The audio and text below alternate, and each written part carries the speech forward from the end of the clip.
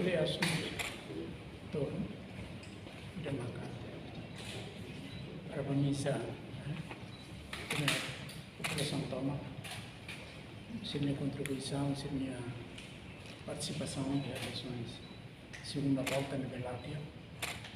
E eu aproveito para congratular o candidato mais eleito,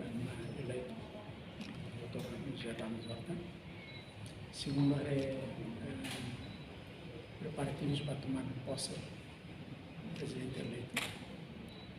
E terceiro, a segurança que me vai. O Ministério Estatal Macalo, que está todo, preparativos de ser lá que empolgaram tomar posse acontecer.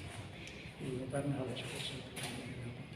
Mas, primeiro-ministro, Agora, a gente pode estadista, não é preparativos, enquanto há alterações, preparativos, vai bem, 5 em 5 anos, quando o presidente eleito será eleito, o governo central preparativos para tomar posse. nesse acontece